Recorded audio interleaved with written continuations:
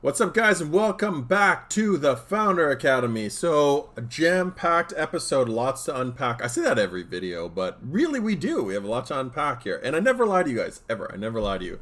There is a lot to unpack. We start off by doing one of the SBCs that I tell you guys all the time not to do.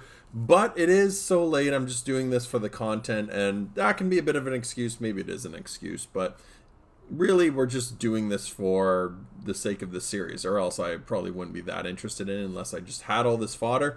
But it's funny because I've talked so much about, like, oh, this card is good fodder, that card's good fodder, and like all you get all these cards in these like random blind packs, which I hate.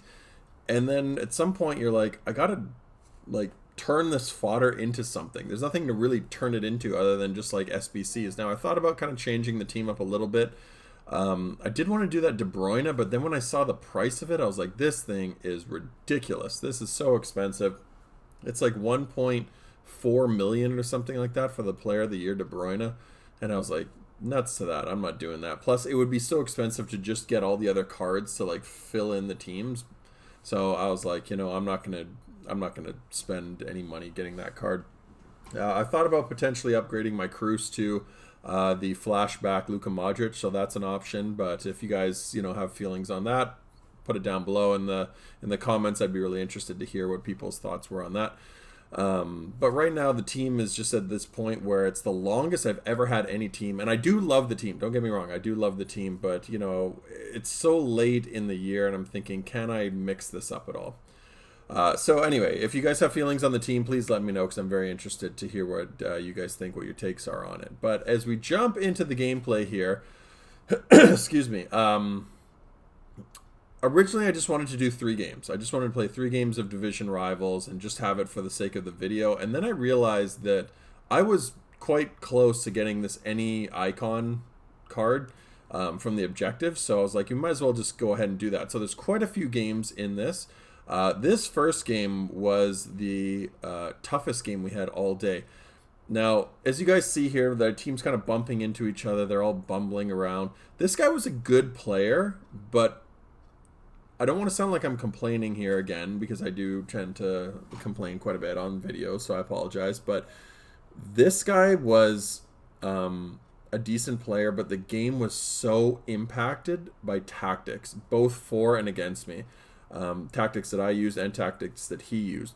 The first half, I want to say that this guy was using constant pressure. This has been a tactic that's been very frustrating for me that it even exists in the game, but it's how impactful it can be on results of the game. And I think this guy was using it. Now, this morning I was watching some Twitch live streams before I went to the gym, and the FIFA analyst was on, and I asked him because he was in a FUT draft final, and he ended up losing. Now, he's a really good player. He doesn't lose too many games, so I think he was a little bit flustered by the fact that he had lost to this guy, but his opponent was doing the same thing, and there's no doubt in my mind that his opponent only beat him because of this tactic that he was using. Now, the tactic just causes players to they're like rockets. They're like heat-seeking missiles that just always attack you. Now, you have the ball, I'm attacking you here. You pass the ball, oh, it turns over here and they go there. And then it comes back to you. Like, they're just always on you. It's like having bees on you all the time. Like, just like killer bees just swarming around all the time. And you just can't get away from them. And it's very frustrating because even like there, right? Like, it just slows your team down. They do stupid things. And it impacts the other team. So his team will play really good because they're a lot more aggressive. Their aggression is just hyper, but like it causes their players to like make passes and convert things that they normally probably shouldn't be. But the part that annoys me the most is it dumbs your team down. So in this case, my team, it dumbed my team down to the point where if I had a simple pass on, because his players are so aggressive, I don't know if this is a composure issue, but it like tells my players like, hey, you're under duress, you're under your composure is like being affected because you're just under pressure all the time. So like simple passes just go astray, or they just go straight to the opponent, and it's so frustrating because you can't do anything to like combat it. You basically have to go constant pressure yourself, and it just becomes this jumbled mess of garbage. So like after he went up 2-0, I essentially did it myself, and my team was finally starting to create a little bit offensively. And then he ends up getting that goal right off kickoff with Rich Arlison. Or sorry, he scores it with João Felix, but his Rich Arlison, he just took the ball, sprinted past my players, and then I had a perfect tackle, but he slide tackles it, and his Rich Arlison just auto jumps over it. So, like, I was at a point where now this is not about who's a better FIFA player. It's just who is the game going to give the goals to.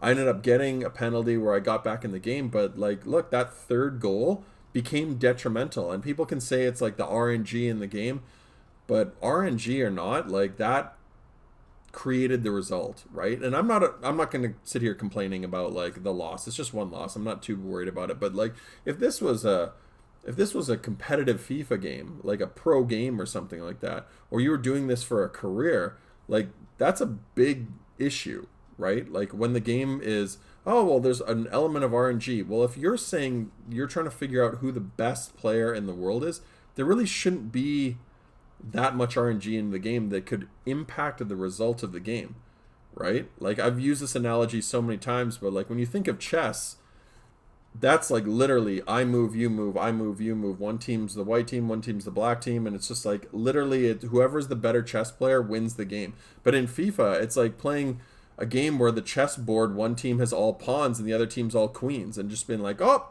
it's up to you whether you're gonna, or it's random whether you're going to have the queens or have pawns. Like, you know, that's a big issue, right? So there's too many instances in FIFA where the result is left up to the game. And I understand what goes into building this game. I'm not going to sit here and just crap on the game because I, better than anybody else, understand how hard it is for them to like put together a game and get new features in and tweak it and not break other things. This is not an easy process, but with that being said, there are some things in FIFA that as a consumer, on the consumer side now, not as an employee, they're just really frustrating. But again, I don't want to sit here crapping on the game all day long. It's something that's just been frustrating all year round is those tactics, right? Like even for me to get back in the game, I just had to abuse tactics. And if you're not somebody who plays this game all of the time and understands how to get back into the game from using those things and abusing tactics, then you're in an uphill battle and you're never going to win games because everybody else knows how to figure that stuff out and you're at a detriment, right? So you have to sit there watching YouTube videos all the time in order to figure out how to, you know, just get a result, period, right? And I get there should be some skill gap, but the skill gap is by abusing tactics, and that's really annoying. Anyway, so we end up losing our first game 3-2. We end up winning the second game. I don't even remember what we ended up winning the second game at now, but then we came up against this opponent. And this guy, I felt bad for this guy actually, because even though this game looks kind of like it was back and forth, I almost think that this guy was getting handicapped, or his team was kind of playing at a little bit of a deficit. If you look at a lot of the stuff, his players are falling down. You know, I had that chance with Maradona where he actually brought the keeper in really well, and then my player auto skips over it. Even there, right? Like, my Maradona ducked out of the way of that. Like 9 times out of 10, Maradona stands there, the ball hits him in the head, and it's just like you get all mad, and then it calls you for offside.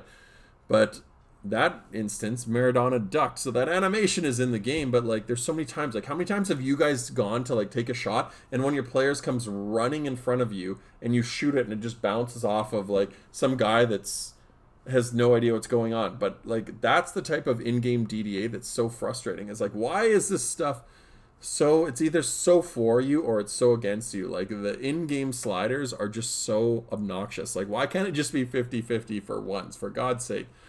In this game, I just felt like I had all the advantage. Like even here, heavy touch from Tony Kroos, but his player just went right past me, right? Like this guy was just all over the place with his defending.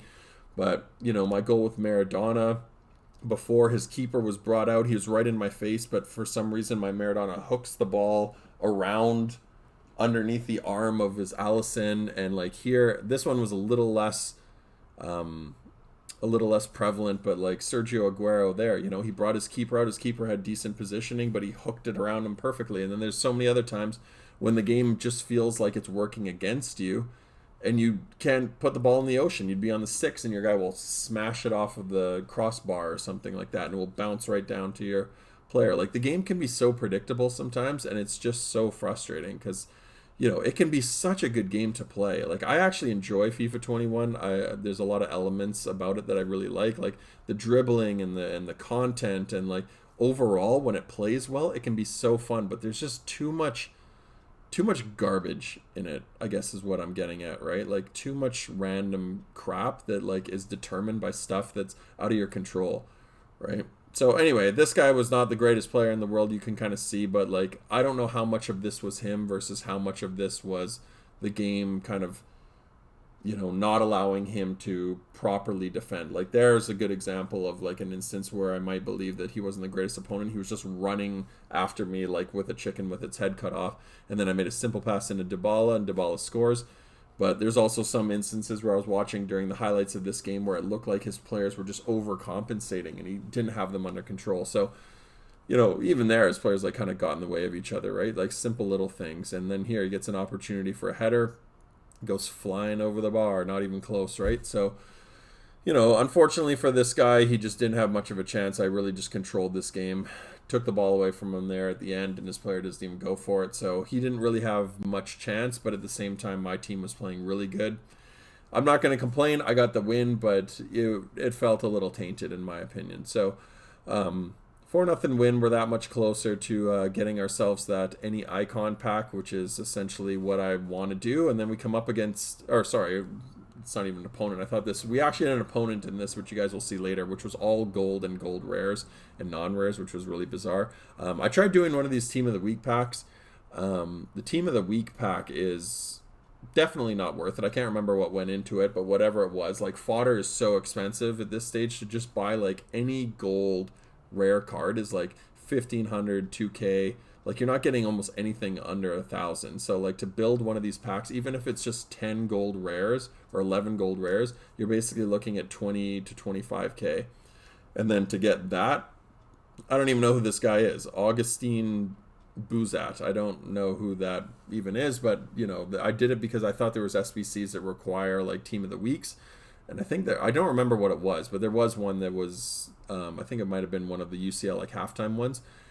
But whatever. I'm speechless. I'm sitting here stumbling over my words because like, that's the kind of card that you got for it. So like, an 80 rated Team of the Week is totally useless to me. I can't do anything with them. Hopefully they release another SBC where I can actually put that into, but right now he's just going to sit in my club till the end of time.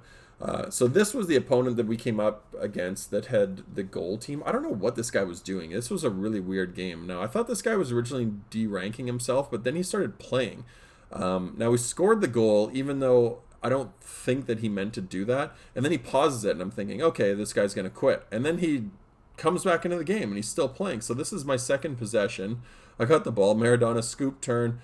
He just couldn't handle it, and then he just pauses it again and quits. So I don't know what this guy was doing. I mean, I'm assuming that he's de-ranking himself, but at the same time, like, I don't know why he was playing. He should have just passed it back and just scored an own goal. But for some reason, he wanted me to score 2 goals. So, I'll take it, jack up my player stats a little bit. And then we come up against this guy, a very good team here.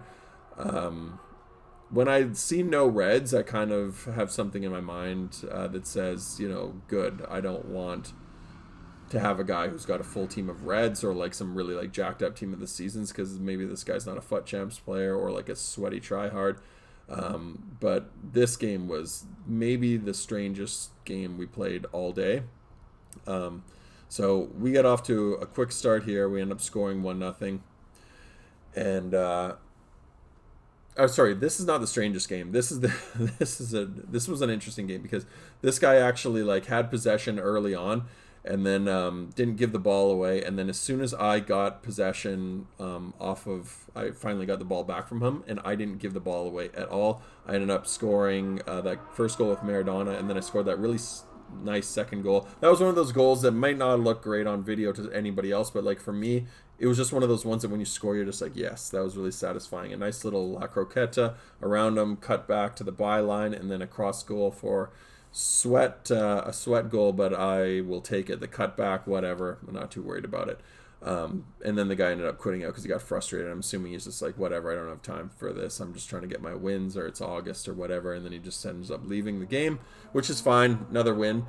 Then we came up against this guy who had 2 reds, and I think this was the game. Yeah, this was the game that, this was the strangest game of the entire day. So watch the way this guy attacks. He literally wasn't trying to be evasive. He would just get the ball and he would run in kind of like angled lines. Like, it was deceptive. You could see that I was like trying to read a cutback there, but he would just sprint in weird, like he would just sprint in like straight lines. Not even straight lines. Like, it was almost like a tactic that people use in like FIFA 12 and 13 when the defenders wouldn't identify and lock on. You just get the ball and sprint and hold it and eventually like curve your run towards goal and then just smash in a long range goal. That's what this guy was doing. And like, look at this. Like, look at the amount of magnet balls that he was getting. Like, it was very bizarre. I couldn't figure out like how to stop it. Like, my defenders were not locking in. It was so frustrating. And then he ends up finally getting a goal. I think this is it. Like, he just gets the ball here, and look at that. Runs right through my Militao, and then my Mendy, like, the first 25 minutes, none of my defenders were locking into challenges. I was worried because I was just like, is this game going to screw me? Like, is this guy just going to beat me on, you know, the gameplay essentially effing me over? Like, I didn't know what was going to happen, but almost like magic. As soon as he scored that goal, my team just started playing better. It was almost like it just swung all the sliders right back the other way. So I ended up scoring almost right away with Dembele, and then from then on, I just held the ball. Like, this guy just couldn't get the ball off of me. He was just like struggling to defend. His players weren't getting these like weird magical runs. They weren't being given everything. Like, even though I couldn't score a second goal in that first half, it was like the game was just forcing his players. No matter what he did, my guys wouldn't lock in. And then as soon as that happened, I just slowed the game down, played possession, and he couldn't get forward. Like, he couldn't at all. He had no ball possession at all. Almost the second half of that first half, he just couldn't touch it. Like, he was overrunning it. He was just running after me. Like, you could see he was drawing guys out of position. And then we get the opportunity early on in the second half here. You can see how aggressive he is. And then I went for the shot. He slide tackles my guy, which I don't think actually was even really, like, he got a red card for this, but I don't think it was really worthy of a red, to be honest with you, because I'd already taken the shot. But, you know, it is what it is. That's the game deciding that. And I'm not even going to lie to you guys, I was worried because, like, as I've told you guys 100 times, when you get a red card, it is actually a detriment. Or when your opponent gets a red card, it's a detriment to you because their team becomes animals in the final third. Like, look at this. Perfect example. I just wanted to round the keeper, but he takes a heavy touch. So, offensively, his team's not that good. It's like they're a man down, right? But when you have the ball and you get into his final third, it's like the game code has made his defenders superhuman. So I end up scoring a third, which I'm very thankful for, but I had to almost walk the ball into the net. But watch the chances from here on, right? You're going to see about a dozen chances here, which all, in my opinion, almost all of them should have been goals, at least half of them. So the first one, Maradona rockets off the crossbar, right? No big deal. Second one, simple pass here, but the ball bounces and never gets under control. His keeper comes running out, shot, saves it off the line. But it was just the simple pass. Like, Maradona had to stop his run in order to collect it. And even after I made the move, the ball's still bouncing. It's out of control. Another one there, pass inside to Maradona. All I want to do is take one simple touch, finesse into the far post. He can't do that. Again, another opportunity with Aguero. Fake shot, 9 times out of 10, that works. Do the fake shot, and then the ball just skips away from him. Aguero, with the ball, gets taken over, falls out of position, like the ball skips away from him, so now he's off balance, and then falls right to De Jong's feet, and De Jong is standing, so he doesn't take it in, like, with any momentum. He has to shoot, which usually doesn't have any accuracy from a standing position, and then I'm through with Maradona. 9 times out of 10, I do that. I do that almost all the time because I don't want to do the lob. I don't want to shoot when the keeper's rushing out. I always do the fake shot. 9 times out of 10, it works. He just rounds the keeper, passes it into the net. There, he took this like really wide touch. Again, another opportunity where I'm through. The defenders run me down. All I want to do is round the keeper, but he takes it like crazy wide, and then the keeper comes and just takes out Aguero. Like, there was just back to back to back. I'm sitting here just like scrambling to even try to keep up with the clips. It was just chance after chance after chance. You guys can say I'm crazy, you can say whatever you want, but like I have told you guys this over and over and over. If you want to think that this is just a coincidence, be my guest. But like there's the proof, man.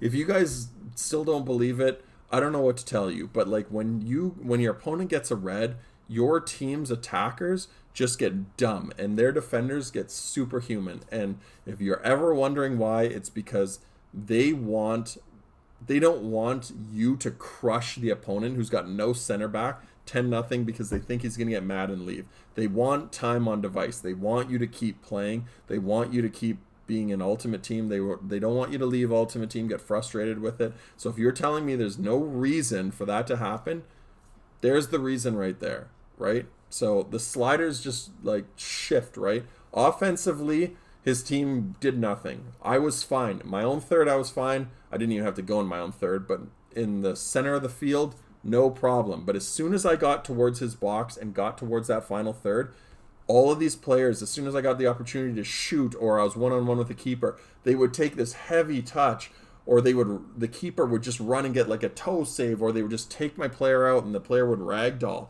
Like, that is not a coincidence. That's because of the red card. So getting a red card is actually beneficial for you as a defender.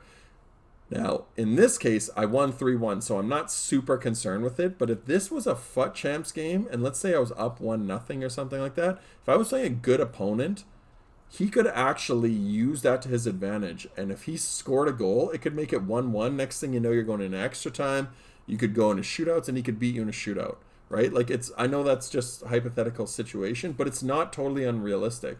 Red cards are actually a problem for the team who's playing against the guy who got it. Like, it's a problem for me in that case because my team becomes dumb, right? So anyway, I'm sorry for complaining about it, but like that's just what I'm saying. Like, that is the proof right there. Like, you can just go back and watch it. Like, my players were doing things that they normally wouldn't do, and it was all because of the red. But the benefit to this is that we did unlock the icon. Now, this is any icon. I didn't expect it to be anything great. I was hoping it'd be an attacker because we actually need a striker for our fitness squad. But, of course, when you need a striker, you get a center back, and vice versa. When you have too many attackers, you get an attacker.